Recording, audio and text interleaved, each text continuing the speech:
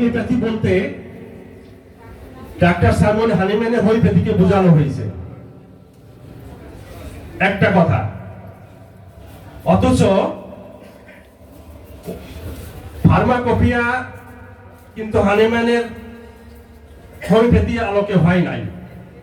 ফার্মাকোপিয়াতে মিশ্র file, patent, মলম এগুলার কিন্তু অনুমোদন দেওয়া হয়েছে, যেটা হোমিওপ্যাথির জন্য খুবই ক্ষতিকর একটা বিষয়।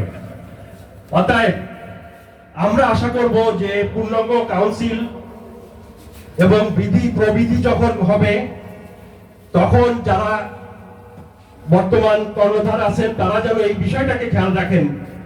হোমিওপ্যাথি বলতে যেমন ডাক্তার সাইমন হানিম্যানের হোমিওপ্যাথিকে বোঝানো হয়েছে, ফার্মাকোপিয়াটাও যেন ওই রকম হানিম্যানের ফার্মাকোপিয়া হয়। এটা কি আপনারা চান কিনা? নাকি আপনারা এই ফাইল প্যাটেন্ট বিক্রি করে সেবা থেকে ব্যবসার দিকে চলে যাবেন? অবশ্যই আমরা সাধুবাদ জানাই বর্তমান সরকারের প্রধানমন্ত্রী শেখ হাসিনাকে আমরা সাধুবাদ জানাই এবং কৃতজ্ঞতা জানাই যে উনি আমাদের জন্য একটা বিধান তৈরি করে দিয়েছেন, যেটা আগে ছিল না। এর জন্য আমরা আমাদের পরিষদের পক্ষ থেকে আমরা ধন্যবাদ এবং কৃতজ্ঞতা জানাচ্ছি।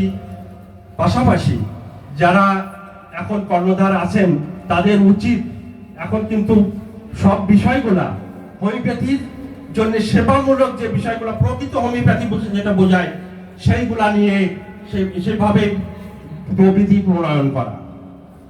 দ্বিতীয় একটা বিষয় আমি বলতে চাই, এটা আমি মনে করি আমাদের সকল হোমিওপ্যাথির জন্য প্রাণের দাবি হবে। আপনারা জানেন যেটা লুকানোর কিছু নাই, অ্যালোপ্যাথিক মেডিসিন, কনভেনশনাল মেডিসিনের সাইড ইফেক্ট সম্পর্কে আমাদের অজানা কিছু নাই। আপনারা সবাই জানেন প্যাকেটের গায়ে লেখা থাকে এবং বর্তমানে দেখছেন যে এটার সাইড ইফেক্ট এমন পর্যায়ে চলে গেছে যেটা যারা ব্যবহার করছে বা যারা এটার উদ্ভাবক বা যারা এটা নিয়ে এই সেবা দেন তাদের জানা আছে ভালোভাবেই। বর্তমানে দেখছেন যে যখন করোনা টিকা আবিষ্কার হয় বা যখন সবাইকে দেওয়া হয়, তখন হোমিওপ্যাথ আমরা বলেছিলাম এটার মারাত্মক সাইড এফেক্ট দেখা দিবে, হোমিওপ্যাথগণ বলেছিল এটা, কিন্তু আজ এটা সত্য প্রমাণিত। অ্যাস্ট্রাজেনেকা আপনারা দেখছেন যে তাদের টিকা বাজার থেকে উঠাই নিয়েছে, যে মারাত্মক এর জন্য, এই সাইড ইফেক্টের জন্য। তো যেহেতু আমরা বাংলাদেশ সরকারের স্বাস্থ্য সেবার একটা অংশীদার, সরকারের কমিটমেন্ট স্বাস্থ্য সেবা নিশ্চিত করা, আমরা কিন্তু একটা অংশ, যে আমাদের হোমিওপ্যাথিও কিন্তু স্বাস্থ্য সেবার একটা অংশ। তো সেই হিসাবে আজকে থেকে আমরা এই দাবিটা উত্থাপন করব এবং আপনাদেরকে বলবো যে আপনারাও এটার বিষয়ে সচেতন হবেন এবং আগামীতে আমরা যদি এটাকে এস্টাবলিশ করতে পারি, তাহলে হোমিওপ্যাথির জন্য যে একটা বড় একটা পাওনা হবে আমি আশা করি, এবং সবার জন্য, আমাদের সকল হোমিওপ্যাথের জন্য একটা বড় ধরনের অর্জন হবে। সে বিষয়টা হলো, আপনারা জানেন যে প্রত্যেক প্যাথির কিছু লিমিটেশন আছে, সীমাবদ্ধতা আছে। আমি অস্বীকার করি না যে হোমিওপ্যাথির সীমাবদ্ধতা নাই, সীমাবদ্ধতা আছে, অবশ্যই আছে। কিন্তু আপনারা জানেন যে অ্যালোপ্যাথি ওষুধের সব থেকে মারাত্মক সাইড হলো আপনার সাইড ইফেক্ট, যেটা কিন্তু প্যাকেটের গায়ে লেখা থাকে। আমার দাবি এবং আমাদের পরিষদের পক্ষ থেকে আমি উত্থাপন করছি এবং আপনারা এটা বিবেচনা করবেন। যদি এটা ন্যায়সঙ্গত হয়, আমি চাইবো যে আপনাদের যে সহযোগিতা এবং সর্বাত্মক চেষ্টা। প্রথমত, যে এই স্বাস্থ্য ঠিক রাখার জন্য প্রথমে সকল রোগ যেটা আমরা বলি, আমরা রোগের বাসায় যাই, প্রাথমিক চিকিৎসায় হোমিওপ্যাথি চিকিৎসা দেওয়া হোক, যেখানে ওষুধের কোনো সাইড ইফেক্ট নাই। আমরা জানি যে সামান্য জ্বর, কাশি, সর্দি যেটা হলেই হোমিওপ্যাথিতে খুব ভালোভাবে সেরে যায়। এর জন্য অ্যালোপ্যাথি ওষুধ প্রয়োগ করলে তার সাইড ইফেক্ট দেখা দেয়। এই যে সাইড ইফেক্ট শুরু থেকেই একেবারে ডে 1 থেকে শুরু হলে এটা কিন্তু চলতে থাকে, একটার পরে একটা, একটার পরে একটা। যে একজন সুস্থ মানুষ চিকিৎসা নিতে গেল এবং সে ওষুধ খাওয়া শুরু করলো, আস্তে আস্তে 5-10 বছর পরে তার দেখা যাচ্ছে যে একটা বড় ধরনের একটা ব্যাগ সঙ্গে নিয়ে ঘুরতে হয়, সবসময় ওষুধ এগুলা থাকে। তো আমি আশা করব যে আপনারাও আমার সাথে একমত হবেন যে প্রথমে আমি সরকারের কাছে অনুরোধ করব যে এখন নীতি নির্ধারক যারা আছে, এই প্রাথমিক যে সমস্যাগুলো আছে, প্রাথমিক যেন হোমিওপ্যাথি চিকিৎসা দেওয়া হয় এবং এখানে হসপিটালের জন্য এই সিস্টেমটা চালু করা হয়। এরপরে যদি কোনো জটিল কেস হয়, যেটা ইমার্জেন্সি, আমরা জানি ইমার্জেন্সি কেস ম্যানেজমেন্টের জন্য অ্যালোপ্যাথি প্রয়োজন, অ্যালোপ্যাথি সিস্টেম প্রয়োজন, এটা গ্রহণ করা যেতেই পারে। এখানে আমরা এটা অস্বীকার করবো না, না বলবো না, এটা অবশ্যই এটা গ্রহণ করা যেতে পারে ইমার্জেন্সি চিকিৎসা।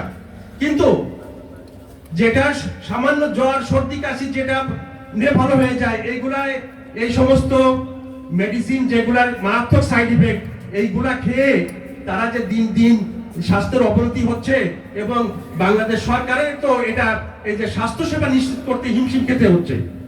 তো এটা যদি ইস্টাবলিশ হয়, আপনি চিন্তা করেন যদি সারা বাংলাদেশে আমরা এই প্রাথমিক চিকিৎসার অংশীদার হতে পারি, তাহলে আমাদের সকল চিকিৎসক ভাইয়েরা তারা রুগী পাবে, এটা অবশ্যই সে রুগী পাবে।